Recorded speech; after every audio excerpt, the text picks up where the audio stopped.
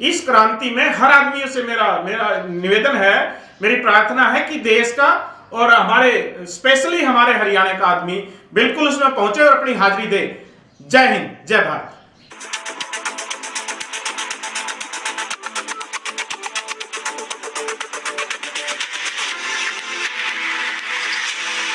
मैं 5 जनवरी 1981 को air force join किया। उससे पहले स्कूलिंग था, लड़सौली और गनौर में स्कूलिंग किया मैं। 5 जनवरी 81 को हम चले गए बेंगलोर। उसके बाद जहाँ जहाँ गवर्नमेंट ने भेजा राउंड अबाउट पूरे देश में रहा मैं। और हमारी स्पेशलिटी मेरी ये रही कि जहाँ बेसिक, जहाँ बहुत सेंसिटिव जगह होती थी वहाँ मेरे को डिप्लॉय किया गया और मैं करीबन पॉलिसी मेकर रहा सर्विसेज में। हम जब ऑपरेशन करते थे तो उसकी पॉलिसीज़ बहुत हद तक मैं उनको फाइनल भी करता था, मैं उनको बनाने में योगदान भी देता था और आज भी वो चीज़ें याद की जाती हैं। मैं 3 फोर्सेस कमांडो रहा, पुणे, बेलगांव से तीनों फोर्सेस के साथ कमांडो कोर्स किया और उसके बाद 20 साल में एयरफोर्स में सर्विस किया। 20 साल में कुछ घरेलू बात हुई कि मेरे को सर्विस छोड़नी हुई और मैं रिजाइन दे के 1 फरवरी 2001 को मैं जब अपने घर पे आया तो यहाँ बिल्कुल डिफेंस फोर्स से बिल्कुल अलग है।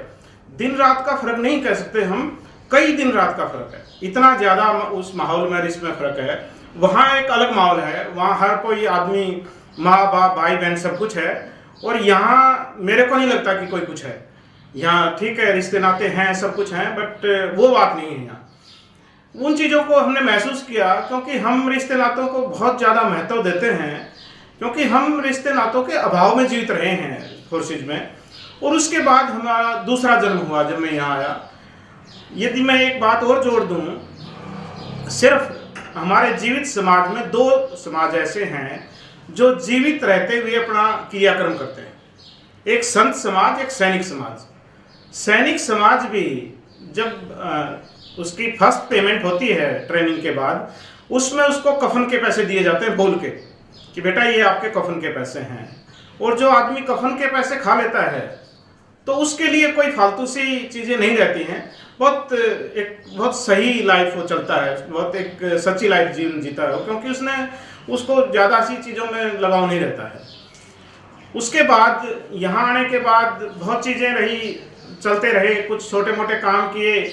फिर सोशल में मेरा ज़्यादा रुचि थी, सोशल दायरा मेरा बढ़ा और 2017 में मैं ऑल इंडिया 2017 में हमारा नेशनल एक्सेसमेंट कोऑर्डिनेशन कमेटी का इंडिया गेट अमर जवान ज्योति पे प्रोग्राम था, उसका मैं ऑर्गेनाइजिंग चेयरमैन था और उसमें अरविंद केजरीवाल जी आए थे, उनको मैं बुलाया था और मेरे को बहुत बढ़िया लगा उनकी बातें सुन के। करीबन 4 घंटे मेरे साथ रहे वो।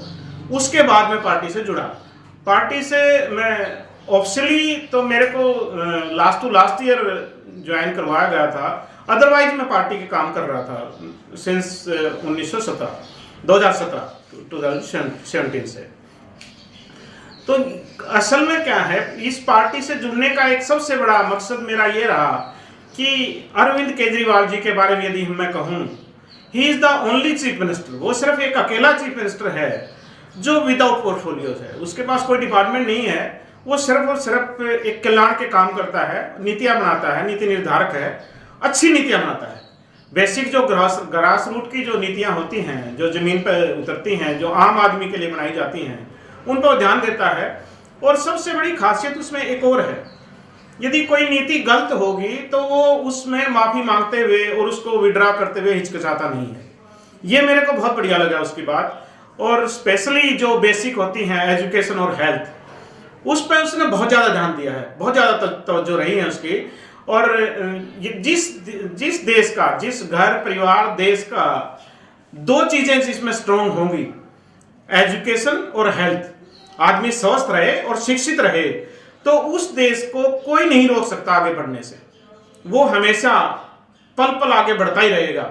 जब जब ये दोनों चीज़ें गड़बड़ाई हैं, तब तब देश की उन्नति रुकी है। और जो लो फ्लोर के, जो ग्राउंड पर जो लोग बैठे हैं, वो उनको रोटी के लाले पड़े हैं। तो वो चीज़ें इस पार्टी में स्पेशल ध्यान दिया गया है, इसलिए मेरे को इस पार्टी से स्पेशल लगाव रहा। यहाँ हरियाणा में भी हम हरियाणा में जो वहाँ की जो नीतियाँ हैं, जो आम आदमी पार्टी की बेसिक नीति हैं, उनको हम आगे बढ़ा रहे हैं, उनको हम लोगों तक पहुँचा रहे हैं कि भाई ये पार्टी एक ऐसी है जो आम आदमी का ध्यान करती है। जिस आदमी के पास कुछ नहीं है, ये उसको सुविधाएं देती है, आगे बढ़ने का एक ग्राउंड देती है, आपको पढ़ने का एक बहुत ही सस्ते, बहुत ही बढ़िया तरीके से आपको पढ़ाई का ध्यान देती है। आपको इलाज, दो ही चीजें चाहिए आदमी को, इलाज और शिक्षा। हर आदमी, मैं चाहता हूं कि देश का हर आदमी कम से कम पोस्ट ग्रेजुएट हो और उसकी जो सेहत है, जो स्वस्थ है, वो बहुत ठीक रहे। जितना वो ठीक रहेगा उतना वो बढ़िया सोचेगा, पॉजिटिव रहेगा। जितना शिक्षित होगा उतनी ही नीतियों के बारे में ज्यादा ध्यान देगा। ये दोनों चीजें देश के लिए बहुत जरूरी हैं। वही हम हरियाणा में इन चीजों को हम दिन रात, हमारी कोशिश है जन जन तक ये बातें पहुंचाएं और लोगों को समझाएं इस बारे में। हमारे सांसद हैं, राज्यसभा सांसद डॉक्टर सुशील गुप्ता जी, वो हरियाणा के प्रभारी हैं। वो इस काम को बहुत, मैं ऐसा मानता हूं कि शायद वो रात को सो पाते होंगे। वो हरियाणा में निरंतर, लगातार मेरे ख्याल से सुबह आते हैं, शाम तक, रात तक हरियाणा में रहते हैं और अपनी नीतियों के बारे में बताते रहते हैं। लोगों को भी जरूरत है कि थोड़ा सा ध्यान दें इन बातों का, क्योंकि हमें बहुत जरूरी है। आज जब देश में राजनीति, स्पेशली जब हम कहते हैं राजनीति का अकाल पड़ा हुआ है, आज का जो नेता है वो पार्टी से बंधा हुआ है, वो देश से नहीं बंधा, वो देश की भलाई के लिए नहीं बंधा हुआ है, वो सिर्फ और सिर्फ पार्टी से बंधा है। वो ये कहता है मेरी पार्टी ने ये जारी किया है तो मेरे को यही आगे बढ़ाना है, जबकि ये देश के लिए बहुत हानिकारक है, ये पार्टी के लिए भी हानिकारक है। इतिहास गवाह रहा है, जब संस्थाएं, नेता या संस्थाओं के हेड, जो मास को हेड करते हैं, जो लोगों को के मार्गदर्शक हैं, वो जब सत्ता के सरपरस्त हुए हैं, जब सत्ता के सामने सरेंडर किया है उन्होंने, तब देश में विघटन हुआ है, बहुत जोरदार विघटन हुआ है। और आज देश में वही स्थिति है। और इसी पे एक स्टेप और आगे बढ़ते हुए 4 अप्रैल को, पर 2 दिन बाद, हमारे मुख्यमंत्री श्री अरविंद केजरीवाल जी जींद में किसान महापंचायत करने जा रहे हैं। एक तो किसान आंदोलन से ये तो बहुत फर्क हुआ है, ये जन आंदोलन है, मैं किसान आंदोलन नहीं कहता इसको, क्योंकि ये हर आदमी का आंदोलन है, ये किसान का नहीं है।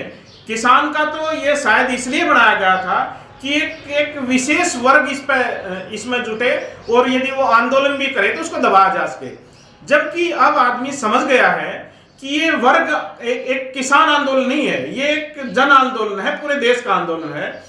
इस आंदोलन से रैलियों को सभाओं में, पंचायतों में बदल दिया गया है। ये बहुत बड़ी जीत है इस आंदोलन की, कि इसमें पंचायती राज चालू हो गया है, कि जो हमारे बड़े जो हमारे ओहदेदार हैं, जो हमारे बुजुर्ग हैं, उनकी नीतियां अब आगे लागू होनी चालू हो जाएंगी और हमारे देश में समाज का राज होगा, ऐसा हम मानते हैं। और इसी नीति पे हम आगे चलते हुए इन चीजों को आगे बढ़ा रहे हैं दिन प्रतिदिन। यही एक हमारा एजेंडा है। और मैं चाहूंगा कि ये जो महापंचायत है, ये बहुत चीजें बदलेगी इसमें। इसलिए हर आदमी इस ऐतिहासिक बदलाव पे जरूर वहां अपनी हाजिरी दे, क्योंकि ये इतिहास युग बदलाव है। ये जब पहली बार अरविंद केजरीवाल जी ने शपथ ली थी रामलीला ग्राउंड में, तो मैं बहुत लोगों को लेके गया था कि भाई आज एक युग बदलाव है राजनीति का, और हम उस दौर का, हम उस क्षण का हम गवाह बने।